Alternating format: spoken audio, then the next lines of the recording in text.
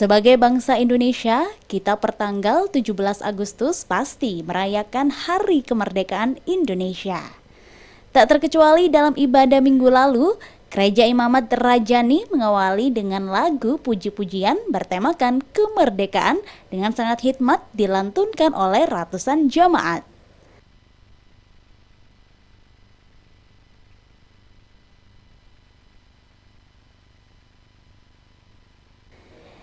Gereja Imamat Rajani yang digembalakan Pendeta James Ong mengangkat tema ciri-ciri orang merdeka. Tetapi apa benar sebagai orang percaya kita benar-benar sudah merdeka? Sebagai orang percaya kita juga harus memastikan bahwa hidup kita sudah merdeka.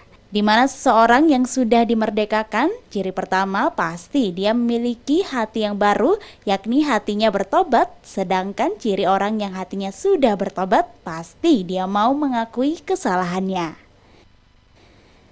Lalu yang kedua, memiliki hati yang remuk dan patah. Dimaksud hati yang patah adalah patah dari pembenaran diri sendiri dan remuk dari segala kesombongan. Seringkali kita tidak sadar kalau kita sombong, yaitu ketika kita menganggap yang kita lakukan pasti yang paling benar. Itu berarti kita belum memiliki hati yang remuk dan patah. Lalu yang ketiga, memiliki hati yang suci. Alam bahasa Yunani, kata suci menggunakan kata-kata roi yang berarti bebas dari campuran. Kita boleh hidup di dunia, hidup bersama orang dunia, tetapi hati kita tidak akan pernah tercampur dengan hal-hal yang dari dunia. Orang yang memiliki hati yang suci pasti mencintai hal-hal yang suci pula. Hari ini kami Gereja Imamat Rajani merayakan Hari Kemerdekaan Indonesia yang ke-69, dan saya ajak seluruh jemaat untuk memakai kostum batik, dan semua pelayan-pelayan Tuhan memakai baju adat, baju daerah. Saya juga pakai baju adat, baju daerah. Tujuannya satu, supaya kami mencintai bangsa kami, bangsa Indonesia. Seringkali kami cuma mengolok, seringkali kami cuma mengutuk bangsa ini. Tapi hari ini kami mau sadar, kami mau banyak bersyukur, dan kami mau mencintai bangsa kami. Apapun keadaannya, tetapi bangsa kami tetap bangsa yang kami cintai, dan itu ada di hati kami.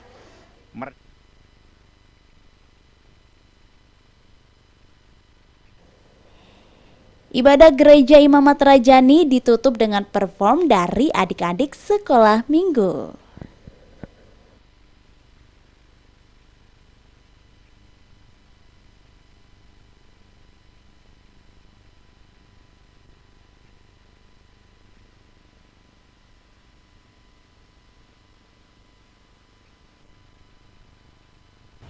Pak James, ternyata di gereja Anda pas 17 Agustus itu ada perayaan khusus ya dalam ibadah?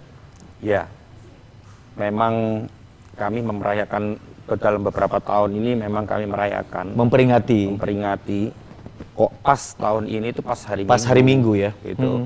Jadi tujuan saya rindukan, itu yang saya rindukan, dan tujuan saya mengadakan ibadah seperti itu, supaya setiap jemaat itu bisa benar-benar mencintai Indonesia, bisa mencintai Indonesia. Kita ini lahir di Indonesia, ya, tapi belum tentu Indonesia lahir di hati kita. Ini yang penting. Itu sangat dalam ya. Ya. Kegiatannya apa saja di dalam perayaan ini? Apa saja yang ditampilkan? Ada tadi saya saksikan ada lagu-lagu kebangsaan dinyanyikan, dan ada yang memakai baju adat begitu kan? Anak-anak sekolah minggu mereka pakai baju daerah, mereka nyanyi tentang Yesus cinta segala suku bangsa, mereka nyanyi lagu kebangsaan juga, dan ada orang-orang yang dewasa yang pakai baju tadi, pakai baju daerah juga tadi, itu mereka berdoa bersyafaat untuk provinsi demi provinsi di Indonesia ini, supaya setiap provinsi dilawat oleh Tuhan. Iya. Gitu.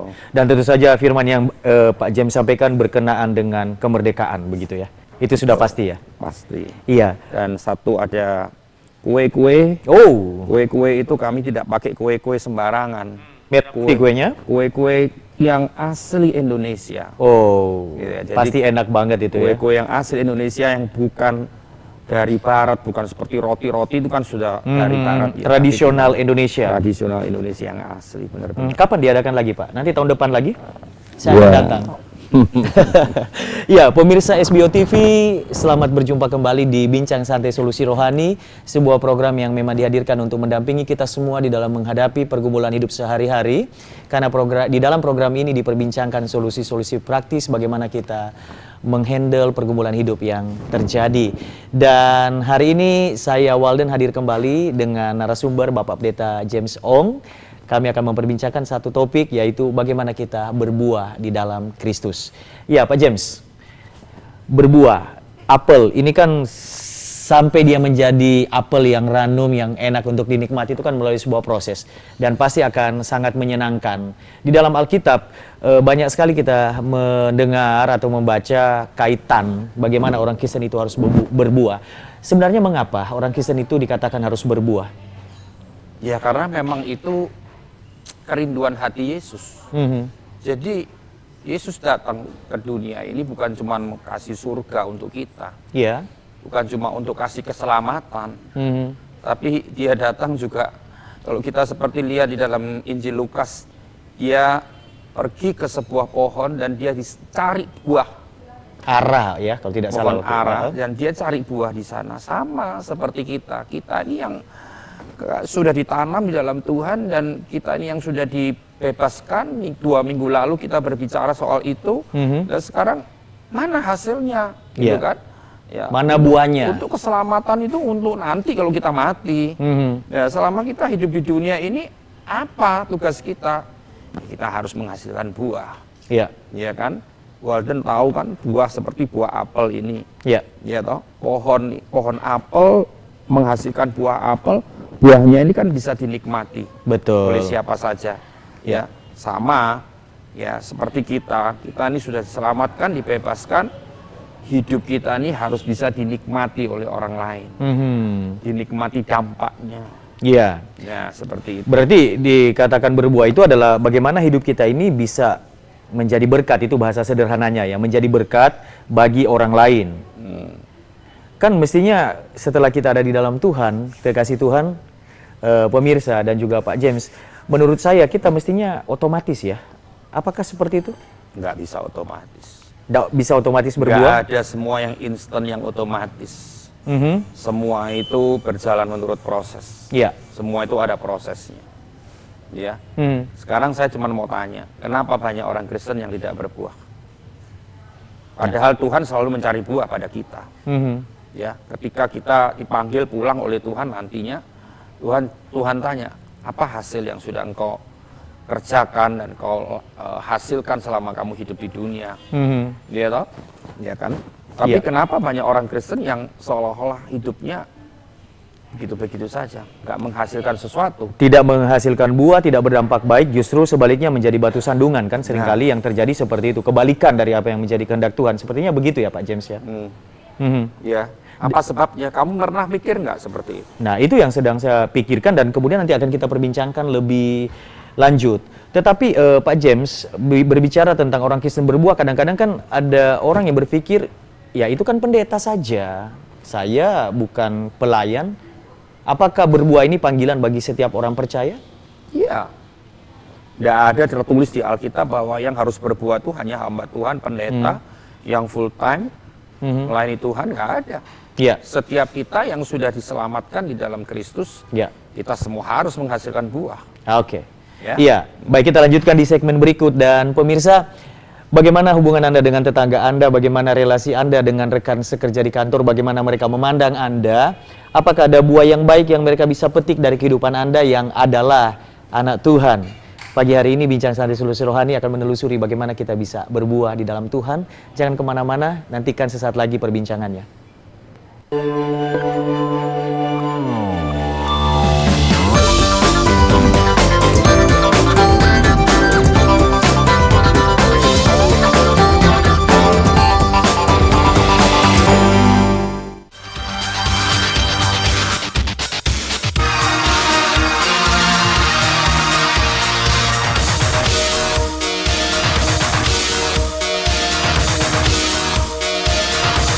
apresiasi karena ini trek pertama di dunia yang juga permanen. Nah, sehingga nantinya kompetisi off-road bisa menjadi kompetisi yang lebih bagus, lebih baik, lebih adil.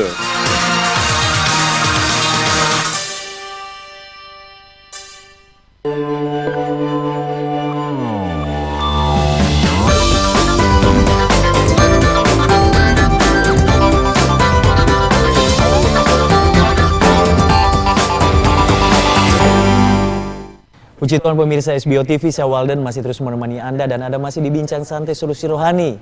Pagi ini kita membahas topik bagaimana kita berbuah di dalam Kristus dan narasumber Bapak Pendeta James Ong. Pak James, kira-kira apa yang menjadi penghalang bagi orang Kristen sehingga tidak bisa berbuah di dalam Tuhan, hidupnya tidak berdampak?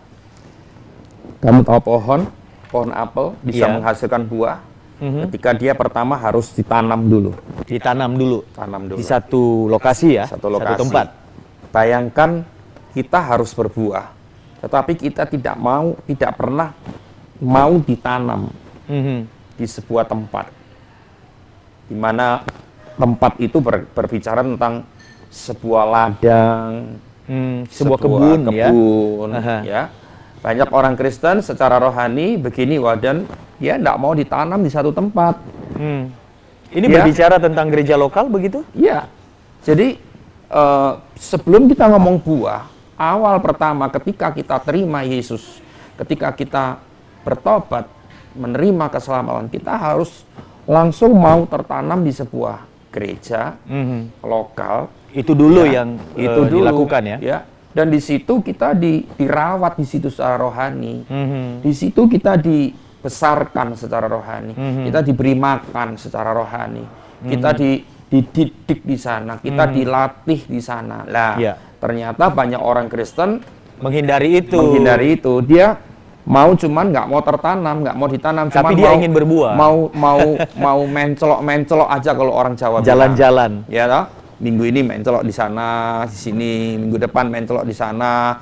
Misalkan beberapa bulan di sana ada sedikit konflik, keluar dia akan pindah ke lain tempat. Dan ada banyak orang Kristen di kota-kota besar, Surabaya, Jakarta seperti ini, Jakarta dan Surabaya seperti ini, banyak orang Kristen yang ke gereja cuma cari pembicara, gitu ya. Kalau pembicaranya bagus, ya ke sana. dateng. Kalau pembicaranya di situ bagus, ke sana. Gitu. Itu gambaran orang Kristen yang tidak tertanam. Iya, Dan bagaimana dia bisa berbuah kalau dia tidak tertanam seperti itu ya? nggak bisa. Ya dia cuma jadi orang Kristen mungkin yang kaya akan pengetahuan rohani saja. Tapi kekayaan yang di otak, teori-teori firman yang di otak itu ternyata tidak menjadi tingkah laku, menjadi kehidupan seseorang itu. Ya. Jadi kalau kamu tanya apa halangannya orang kok tidak bisa berbuah, Iya. pertama karena dia tidak mau ditanam dulu yang benar di satu tempat. Iya. Bayangkan sekarang kalau mungkin pohon apel ini sudah ditanam di satu tempat, Iya, dia terus sudah tumbuh, mau cabut, agak tumbuh sedikit, cabut, minta isi lagi, pindah lagi. mati tau lama-lama. Iya, karena Iya terus toh? dipindah begitu ya. Ya, sama aja sudahlah. Kehidupan rohani kita juga seperti itu. Tetapi Mudah dimengerti saya rasa. Tapi kadang-kadang juga ada yang tertanam di satu wadah, tapi wadah itu sempit. Apel itu menjadi apel bonsai gitu ya. Dan seperti ini kan juga tidak bisa berbuah maksimal ya Pak Maksudnya James, ya? sempit gimana kamu? Tanahnya, lokasinya dibatasi begitu. Ya, ada gini, yang saya lihat ciri-ciri yang lain itu gini. Iya. Ada seorang yang mau ditanam di satu ladang, di satu kebun, ya. Iya. Kecil atau besar urusan berikutnya lah itu. Tapi ternyata mereka di sana tidak bisa tumbuh Dengan maksimal. dengan maksimal Tetap karena tertanam tapi tidak bisa bertumbuh dengan sehat begitu ya. karena mungkin perawatannya kurang. Nah, berarti sangat kompleks ya untuk kita bisa berbuah ya. Nggak pernah dikasih pupuk, ya kan? Tidak pernah dirawat Nggak lah pernah begitu. dicungkil-cungkil itu tanah di sekitarnya, ada batu-batunya diambil, Disirami ketika musim kemarau begitu. banyak ini saya mau kasih tahu gini, banyak orang yang merasa sungkan terhadap orang yang ada ini. Jadi artinya begini, saya pernah sekali mendengar ada seorang hamba Tuhan, seorang gembala yang dia tidak berani tegur jemaatnya. Kenapa nggak berani tegur? Takut menyakiti hati. Oh, takut jemaat ini nanti pergi. Ya, jadi ini berbicara gini, kalau kita mau suburkan sebuah tanaman, pasti kadang-kadang tanahnya sudah keras, kita harus tokel, harus cangkul lagi. Itu bentuk perawatan itu ya? bentuk perawatan untuk menyuburkan, menyehatkan tanaman itu. Ya. Dan tapi ada tukang kebun, istilahnya tukang kebun. Ini dalam hal ini gembala dong ya, hamba Tuhan ya. Dia tidak mau lakukan itu karena merasa nanti Terganggu, merasa tersakiti, nanti akhirnya dia mau cabut ke yang lain, cabut dari sini mau ke tempat yang lain, kan seperti itu. apalagi memotong ranting-ranting. Wow, itu Itu berbicara lagi ya. potong itu, aduh sakit banget itu di situ. Iya.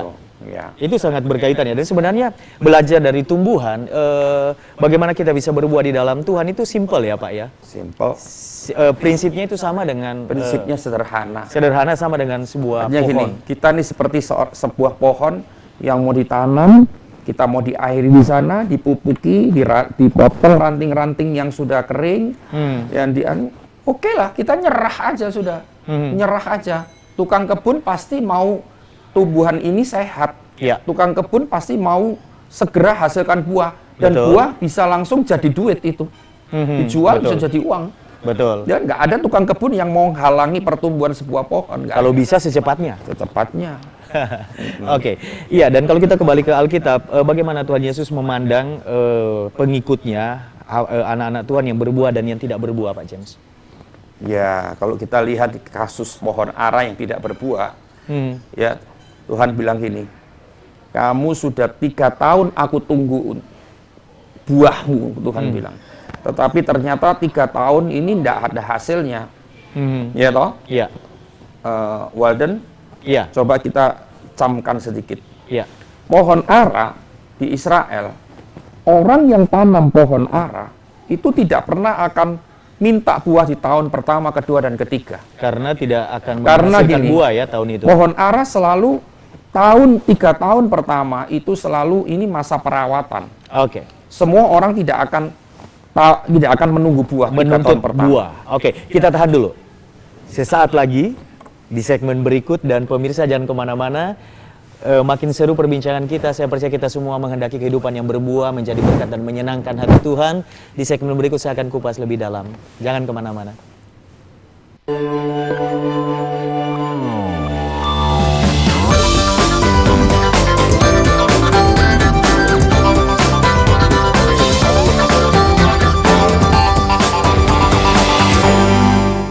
Kau ku jalan, pasti ku jalan. Pak Yuno, kita sering mendengar tagline dalam hal ini, Di singkap itu seperti cahaya apa? bintang. Terima kasih Bu Ida. Ini pertanyaan yang memang menggelitik. Jadi sikapi itu sebenarnya penggalan dari kalimat tadi, sikapi uang dengan bijak. Nah, Kalau pemirsa sudah tidak sabar ingin menunggu momen-momen berikutnya, Iya, jangan tetaplah kemana-mana. bersama kami dalam acara Edelweiss.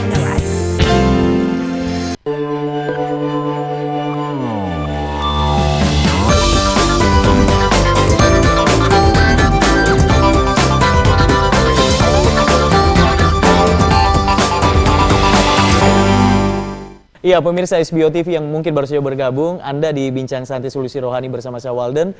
Tema perbincangan pagi hari ini adalah bagaimana berbuah di dalam Kristus. Narasumber yang hadir adalah Bapak Pendeta James Ong, Gembala dari GBI Imamat Rajani. Ada nomor kontak yang sejak tadi mungkin Anda saksikan, silakan hubungi untuk dukungan doa dan konseling.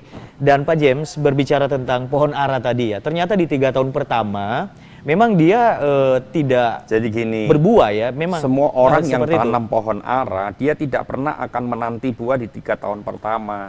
Karena 3 tahun pertama ini untuk perawatan. Jadi dimaklumi kalau tidak berbuah. Jadi kalau Tuhan sudah bilang, aku sudah 3 tahun menanti buahmu, berarti ini sudah 6 tahun. 6 tahun dan memang Nah. sudah musimnya berbuah. Nah, buah ara, pohon ara itu pohon yang sangat lebat buahnya. Dia tidak perlu kompos, dia tidak perlu pupuk. Jadi kalau ada pohon ara mau dipupuk itu Aneh ya? gitu ya. Tapi pohon ara ini kenapa pakai pohon ara? Karena pohon ara ini pohon yang paling lebat di Israel. Dalam 1 tahun tuh 10 bulan dia terus menghasilkan buah. Jadi hanya sekitar 4 bulan tidak ada buahnya begitu ya. 10 bulan. 10 bulan dengan 12 Oh, dua bulan ya. 2 bulan. Dua bulan. Jadi 10 bulan itu dia menghasilkan Ya. buah terus gitu ya. Jadi kalau pohon ara tidak menghasilkan buah, Aneh. itu aneh banget. Nah, sekarang kan kita lihat dalam kitab Injil Lukas bilang begini, pengurus dari pohon ara itu bilang, Tuhan kasih waktu 1 tahun lagi Ya. untuk menanti buah ini. Kalau dia tidak berbuah, bolehlah ditebang. Bolehlah begitu. ditebang. Ya. Kita tahu tadi sudah 6 tahun ya, Mhm. tambah 1 tahun lagi berarti 7 7 tahun. 7 tahun ini berbicara tentang masa anugerah yang sempurna. Artinya begini, Tuhan menanti kita sebagai orang Kristen itu bisa berbuah. Itu dengan semua kebaikan Tuhan, dengan segala keajaiban Tuhan secara sempurna. Ya. Tuhan sudah menyatakan kebaikan dengan kasih mujizat, kasih pertolongan, tapi ternyata orang Kristen diberikan seperti itu, tidak berbuah. Akhirnya nasibnya apa? Tebang. Ya, Kalau diaplikasikan secara rohani itu bagaimana, Pak? maksudnya? Ketika ditunggu, tidak berbuah, lalu ditebang, bagaimana itu kalau terjadi dalam kehidupan kita? Banyak orang Kristen yang sekarang masih hidup, tapi secara rohani dia sudah ditebang oleh Tuhan. Mati, seperti secara rohani begitu ya? Jadi artinya gini, dia masih hidup, masih bernafas, masih bernyawa, Mungkin masih ke gereja ya? masih ke gereja, tetapi kehidupannya sudah tidak menghasilkan apa-apa. Kehidupannya sudah sangat, misalkan kalau kita lihat tebu itu cuman sudah airnya Manisnya, sudah ada, aha. tinggal Manisnya sudah tidak ada. ampasnya saja. Kalau kelapa itu sudah santannya sudah habis, tinggal ampasnya saja, tidak ada gunanya. Jadi banyak orang Kristen yang saat ini hidupnya Jadi batu sudah, sandungan pada akhirnya Pak ya? ya termasuk itu juga. Jadi kehidupannya sudah nggak ada sebuah keindahan dalam hidupnya, nggak ada sebuah pergerakan dalam hidupnya, tidak ada sebuah kehidupan Kristus dalam hidupnya. Iya. Dan hidupnya itu monoton, hidupnya itu penuh dengan kepahitan dan segalanya. Iya. Ya, itu banyak orang yang alami seperti itu. Iya, dan di dalam Tuhan kan kita selalu bicara tentang anugerah dan kasih karunia. Ketika situasinya seperti itu, mungkin karena satu dan hal kurun waktu tertentu kita tidak menghasilkan buah, apakah itu sampai seterusnya dan selama-lamanya seperti itu? Apakah masih ada kesempatan, kemungkinan orang itu dapat berbuah kembali, Pak James? Semasa orang itu belum meninggalkan dunia ini, Masih hidup? dia masih punya kesempatan. Bagaimana Dan caranya? Masa anugerah dari Tuhan itu tidak terbatas sebetulnya. Amin. Ya, bilang soal 7 tahun itu bicara soal anugerah Allah yang limpah untuk manusia, untuk kita orang Kristen. Jadi kalau sudah seperti itu, tetapi ternyata dia masih belum menghasilkan buah, Ya. ya akhirnya cuma satu lah, ditebang aja. Ditebang. Selalu diberi kesempatan dan itu kita yang mengambil kesempatan itu untuk kembali begitu ya Pak James ya. Ya dong, ya kita yang harus melakukan sebuah tindakan. Apa semacam pertobatan ulang begitu atau bagaimana? Ya, supaya kita berbuah, Mhm. kita harus rubah segala. Tadi yang saya pertama, mulai dari awal, Iya. harus Ditanam mau lagi. ditanam sungguh-sungguh. Hmm. Apapun resikonya, dipotong rantingnya, Relakan. dicungkili tanah-tanahnya, Hmm. relakanlah dirimu. Hmm. Ya, kalau kita merelakan semua itu terjadi dalam diri kita, ya, maka buah itu akan terhasil dari pohon kita. Saya melihat di sini bahwa kerelaan hati memberi diri digembalakan sesungguhnya bukan cuma berjemaat tapi digembalakan, dibimbing, dimentoring itu adalah kunci untuk orang Kristen itu bisa berbuah Pak James dari sejauh pembicaraan kita ini. Ya. Tapi saya juga ingin soroti ya Walden, Ya. bukan cuma dari orang Kristennya aja, tapi dari pihak gereja Dalam hal ini hamba Tuhan ya, harus bekerja sama. memfasilitasi. Karena begini, maaf ya, kita harus bicara secara belak-belakan. Banyak orang Kristen yang ada di sebuah gereja cuman istilahnya menghisap saja, Memerasarinya, memerasarinya aja, dihabiskan. ya, tanpa dididik, tanpa dilatih, tanpa didampingi, digembalakan, ditegur, didoakan dengan kasih, tanpa dinaungi dengan, ya, itu bicara soal kenyataan yang ada saat ini. Jadi kedua pihak penting. Iya. Kedua pihak berperan penting supaya menghasilkan buah. Di mana gereja, di mana hamba Tuhan ketika ada begitu banyak orang Kristen dalam kehidupannya menjadi batu sandungan dan tidak menghasilkan buah. Karena sebuah pohon tentu saja untuk dia dapat bertumbuh lalu kemudian menghasilkan buah tidak lepas dari peran dari yang menanam, di mana pohon itu tertanam, dan siapa yang memelihara, seperti itu. Dalam hal ini kan gembala sidang itu dipercaya untuk itu. Dan ternyata dua belah pihak ini saling membutuhkan satu dengan yang lain. Yang satu melakukan tugasnya, yang satu merelakan dirinya, begitu ya Pak ya, untuk dipelihara, dibimbing, dibentuk, bahkan beberapa ranting dikerat supaya buah itu bisa keluar.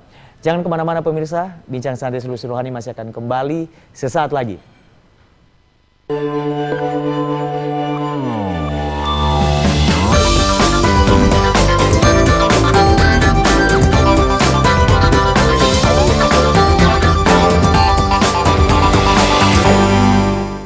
All of my life lying on the sand. Jadi special edition ini kita belajar untuk satu episode ini memainkan standar jazz, di mana standar jazz itu jazz standar itu penuh dengan bebop, ragtime, swing gitu. Waiting home for me. Something telling me it might be you.